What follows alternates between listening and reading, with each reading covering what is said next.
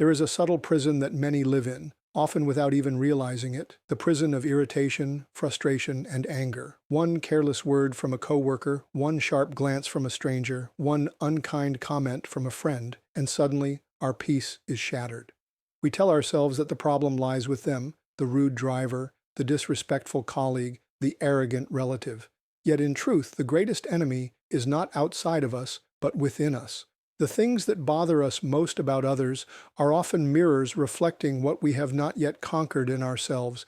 But imagine for a moment a life where no one can rob you of your peace. Imagine being untouchable by insults, unmoved by betrayal, unshaken by criticism. This is not the fantasy of a cold or detached existence. It is the reality of one who has discovered the secret to freedom from anger. Such a person sees beyond the offense, beyond the offender, and lives with an eternal perspective that no earthly irritation can penetrate. Tonight, I want to share with you the pathway to that freedom, a way to live unbothered, unchained, and untouched by the chaos of others. Anger, for many, feels like a natural reaction, something automatic, something justified, and even something deserved when wronged. Yet, when we look deeply, we find that anger almost never originates from the actions of another person. Rather, it rises from within us, exposing the places in our own hearts where pride, fear, and insecurity still hold sway. When someone cuts us off in traffic, is it truly their action that stirs us? Or is it the offense to our pride that another dared to inconvenience us? When a colleague undermines us, are we truly angry at their words, or are we disturbed because our sense of worth feels threatened? Anger is often less about the offender and more about the one offended. It is a spotlight shining into the chambers of our hearts, showing us what we still cling to and what we have not surrendered. The root of anger lies in unmet expectations. We expect people to treat us with respect, to recognize our worth, to abide by our rules of fairness. When those expectations are broken, we flare up. But the reality is that the world was never designed to revolve around our desires. Every frustration is a signal that we have enthroned ourselves at the center. The ego demands recognition, and when it does not receive it, the result is anger. This is why two people can face the exact same offense and respond completely differently. One explodes, while the other remains calm. The difference lies not in the offense, but in what each person has made of themselves. If we are to be free from anger, we must go beyond trying to manage it on the surface. Techniques of counting to 10 or biting our tongue may provide momentary restraint, but they do not deal with the deeper issue. True freedom comes when we dismantle the throne of self within us. Only when we no longer see ourselves as the ultimate authority, the one who must be honored, will anger lose its grip. To never be bothered by anyone, we must first stop needing others to validate us. This shift begins with humility, the recognition that we are not the center of the universe, and that others do not exist to serve our comfort or our pride. When we embrace humility, offenses lose their power because we no longer interpret them as personal attacks, but as opportunities to grow. In fact, what once irritated us can become a training ground for patience, compassion, and endurance. The rude person is no longer an enemy, but a tool refining our character. The difficult circumstance is no longer a burden, but a chance to demonstrate strength of spirit. Ultimately, anger is a revealer. It reveals what we still worship. If peace departs quickly when respect is withheld, then respect has become an idol. If joy collapses when comfort is disrupted, then comfort has been placed on the throne. To uproot anger, we must uproot these idols. When our hearts are centered not on ourselves, but on something higher, no insult, betrayal, or inconvenience can touch us. When life is viewed only through the narrow lens of the present moment, everything seems magnified. A careless word feels like a crushing insult. A delay at the airport feels like an unbearable burden, and an unkind action from someone we trusted feels like a wound too deep to heal. But when we step back and look at life through the vast lens of eternity, these very same experiences shrink into their proper size. What seemed overwhelming suddenly appears temporary, fleeting, and even insignificant. This shift in perspective is one of the most powerful keys to never being angry or bothered by anyone, because the eternal view reminds us that time is short, people are imperfect, and our mission here is far greater than protecting our pride. Think of it this way. If you were walking to receive a priceless treasure and someone along the way insulted you, would you stop to argue? Would you throw away your peace to prove them wrong? Of course not, because your eyes would be fixed on the greater prize ahead. This is precisely what happens when we fix our perspective on eternal realities. Insults become background noise, inconveniences become training exercises, and betrayals become reminders that our hope was never meant to rest in human beings. The eternal vision allows us to weigh offenses correctly. What once stirred us no longer moves us, because we know it does not last. This perspective also reshapes our understanding of people themselves. Instead of seeing an enemy in the one who mocks us, we see a fellow traveler, broken and struggling, whose actions are but a symptom of deeper needs. From eternity's view, they are not our obstacle, but our opportunity. They are not thieves of our peace, but mirrors, showing us where our peace truly rests. The eternal vision enables us to treat others not according to how they treat us, but according to how God sees them. And when we begin to see through that lens, anger loses its fuel, because we stop living for momentary victories and begin living for lasting impact. Holding this eternal perspective requires discipline. It does not happen automatically. It requires reminding ourselves daily of what truly matters. Our time on earth is like a vapor compared to eternity, so why should we waste it being offended? Why waste energy on grudges that wither or on irritations that tomorrow will be forgotten? With eternity in view, forgiveness becomes easier, patience becomes natural, and compassion becomes instinctive. The truth is, anger thrives in a short-sighted heart. But when the heart is lifted to the eternal scale, what once seemed unbearable becomes a light affliction. This is the secret of freedom. Learning to weigh every word, every act, every offense against the measure of eternity. Once we do, no one can disturb our peace, because we have seen what truly matters, and it is far greater than the fleeting irritations of this passing world. One of the greatest mistakes we make in life is to assume that people who offend us are our enemies. We take their words personally, we carry their actions as wounds, and we label them as obstacles to our peace. Yet when we step back with clearer vision, we begin to see something deeper at work. Many of the very people who frustrate us are, in fact, instruments shaping our character. They are not roadblocks, but chisels. They expose our impatience, our pride, and our hidden weaknesses, not to destroy us, but to refine us. What irritates us in them may be the very thing we need to confront in ourselves. Consider the person who constantly criticizes. On the surface, their words sting, and our first reaction may be to defend ourselves. But beneath the sting lies an opportunity. Their criticism forces us to confront whether we are too dependent on the approval of others. It reveals whether our sense of worth is anchored in truth or in fragile opinion. Similarly, the rude or arrogant person becomes a training ground for patience and humility. Instead of responding in kind, we are given the chance to develop restraint and gentleness. Without such people, those qualities might remain dormant in us. This does not mean that the hurtful behavior of others is excused or justified. Wrong is still wrong, but it does mean that we have the choice to interpret those wrongs differently. Instead of seeing them as personal attacks designed to bring us down, we can see them as assignments meant to lift us higher. What if the colleague who undermines you is there not to destroy your career, but to teach you to rely on integrity rather than applause? What if the difficult family member is not a curse, but a divine appointment to stretch your capacity for compassion? These are not easy lessons, but they are transformative ones. When we stop seeing people as enemies, anger begins to lose its grip.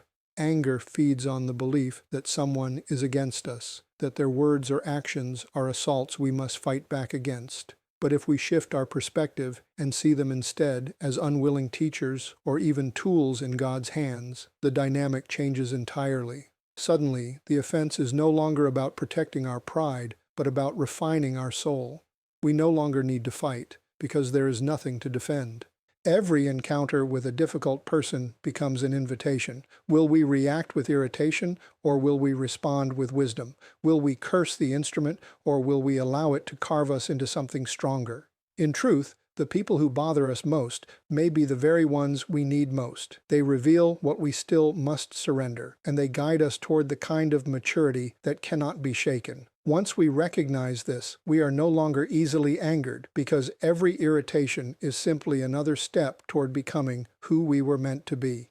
Life is filled with situations we cannot control, People will speak carelessly, circumstances will unfold unexpectedly, and events will often contradict our preferences. The common response is to react instinctively, to snap back with sharp words, to let frustration dictate our tone, or to withdraw in bitterness. But reaction is the path of bondage because it hands the power of our peace over to someone else. True freedom lies in mastering response, not reaction. Response is intentional, measured, and born out of inner strength. Reaction is impulsive, unguarded, and born out of inner weakness. To never be angry or bothered, we must learn the discipline of response. The key difference lies in where we place control. Reaction assumes that circumstances dictate how we feel, that the external determines the internal. But when we realize that our inner life does not have to be ruled by what others say or do, we discover that peace is a choice. The angry outburst of another does not have to ignite anger in us. The insult hurled in our direction does not have to land in our spirit. We cannot stop people from provoking, but we can decide whether their provocation will take root. This discipline begins with a pause. The moment irritation rises, we are given a window to decide. Reaction leaps immediately, but response waits. Response asks, what will this achieve? Will my words heal or inflame? Will my silence show weakness or wisdom? That small pause, however brief, is the difference between slavery to emotion and mastery over it. Every time we choose response over reaction, we weaken the chains of anger and strengthen the muscles of peace. It is important to understand that mastering response is not suppression. Suppression merely buries the reaction beneath the surface, where it grows in secret until it bursts. True mastery transforms the reaction itself by reframing the situation. Instead of asking, "How dare they?" we learn to ask, "What does this reveal in me? How can I turn this into an opportunity to grow?" That shift moves us from victim to victor. Over time, this practice changes the way we see the world. We stop expecting people to act perfectly and accept that offenses will come. Instead of dreading them, we prepare for them. We anticipate irritations the way a seasoned sailor anticipates storms, not with fear, but with readiness. When the storm comes, the untrained are tossed about, but the disciplined sailor adjusts the sails. In the same way, when provocations come, the undisciplined react, but the trained soul responds with calm clarity. Ultimately, the discipline of response is the art of freedom. To react is to be ruled by others. To respond is to rule yourself. Anger cannot thrive in a heart that refuses to give others control over its peace. The more we choose response, the more unshakable we become, until finally, no word or action can steal what is firmly guarded within. At the heart of every offense lies a wounded sense of self. The reason words sting so deeply, the reason disrespect burns so fiercely, is because the self demands to be recognized, honored, and protected. As long as self is enthroned at the center of our lives, anger will always have a doorway in. The solution is not to harden ourselves or pretend that we do not care, but to die to self daily. This does not mean neglecting our worth or denying our humanity, but rather laying down the need to constantly defend our ego. The less of self that occupies the throne, the harder it becomes for anyone else to disturb our peace. Consider how anger operates. Someone interrupts us, and we feel slighted because our time was not valued. Someone criticizes us, and we feel wounded because our image was not respected. Someone ignores us, and we feel invisible because our presence was not acknowledged. In each of these situations, self sits at the center, demanding honor and exploding when it does not receive it. But when self has been surrendered, when the ego has been crucified, such offenses lose their sting. The interruption is no longer an insult, the criticism no longer a wound, the neglect no longer a crushing blow. When we are no longer obsessed with preserving self, anger has nothing to feed on. Dying to self daily is a process, not a single event. It begins with recognizing how often self seeks the spotlight. It is the quiet voice insisting we must win every argument, the subtle urge to have the last word, the craving for praise, the resentment when unnoticed. Every day provides countless opportunities to deny these impulses. When we choose humility over pride, service over recognition, and silence over self-justification, we are driving another nail into the coffin of self.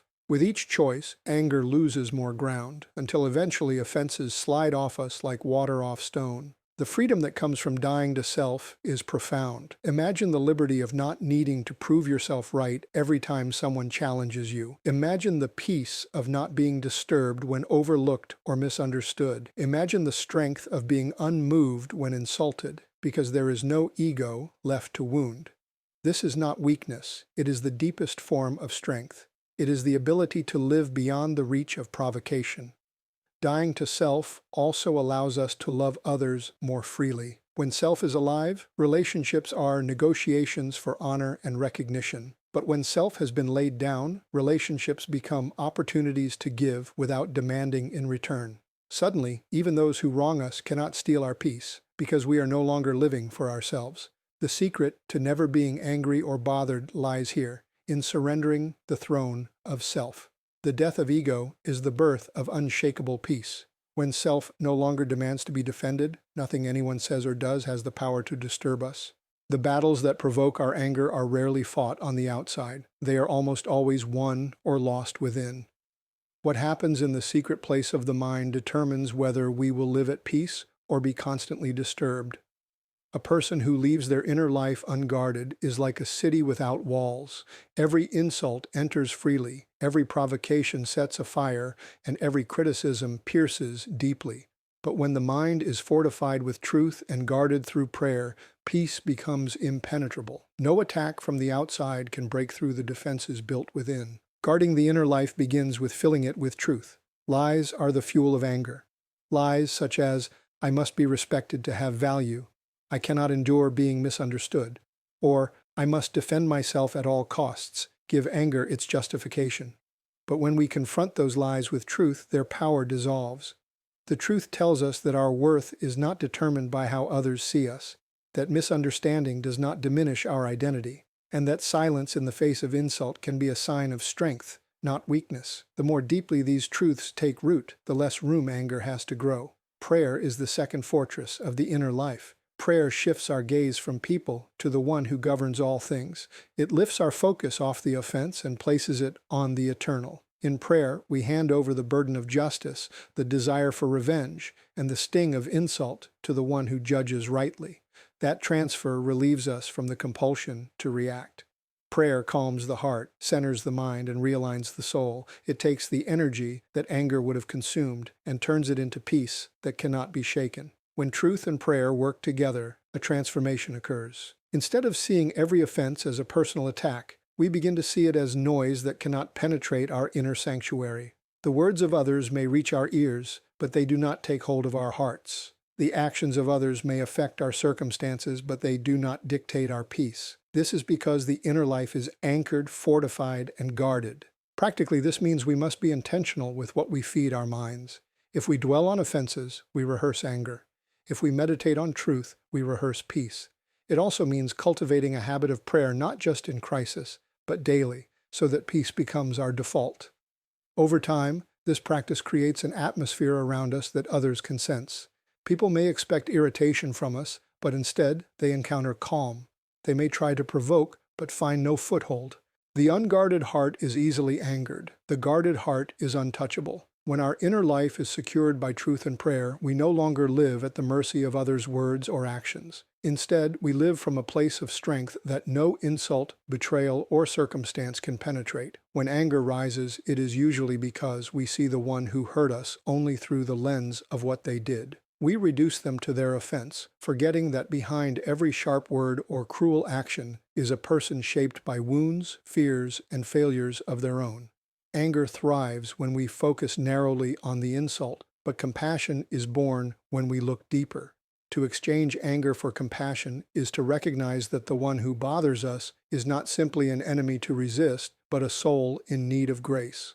This shift transforms every encounter, for once we see people through the eyes of compassion, their power to disturb us diminishes. Think of the person who lashes out in anger. Often such outbursts are not about us at all. They are the overflow of frustration, insecurity, or pain in their own life. To respond with anger only multiplies the cycle of hurt, but to respond with compassion breaks it. Compassion asks, what burden might they be carrying? What pain lies beneath their words? This does not excuse their behavior, but it reframes our reaction. Instead of being consumed with how they treated us, we become concerned with what they might be going through. Compassion is also the recognition that we ourselves are not without fault. How many times have we spoken words in haste, unaware of the wounds they caused? How many times have we failed others, not out of malice, but out of weakness? When we remember our own shortcomings, it becomes far easier to extend grace to others. The proud heart demands justice for every offense, but the humble heart, mindful of its own need for mercy, freely gives mercy in return. Compassion thrives in humility, and where compassion reigns, anger cannot. To cultivate compassion, we must practice seeing beyond the surface. Every rude cashier, every impatient driver, every cold coworker is more than the role they play in our story. They are human beings with struggles we cannot see. When we train our hearts to look past the action and consider the person, irritation gives way to empathy. We begin to see not an offender, but someone whose story may be marked by pain deeper than ours. The remarkable thing is that compassion not only frees the offender, it frees us. Anger binds us to the one who hurt us, chaining us to bitterness and resentment. Compassion releases that chain, allowing us to walk in peace regardless of their behavior. Compassion says, "You cannot take my peace, because I choose to see you not as my enemy, but as a fellow traveler in need of grace." In that choice lies immense freedom. The ultimate strength is not in striking back, but in refusing to be drawn into the cycle of hostility. Compassion breaks the cycle. It sees beyond the insult, beyond the offense, beyond the irritation, and chooses to respond with grace. When anger is replaced with compassion, no one has the power to bother us, for love has already conquered what anger sought to consume.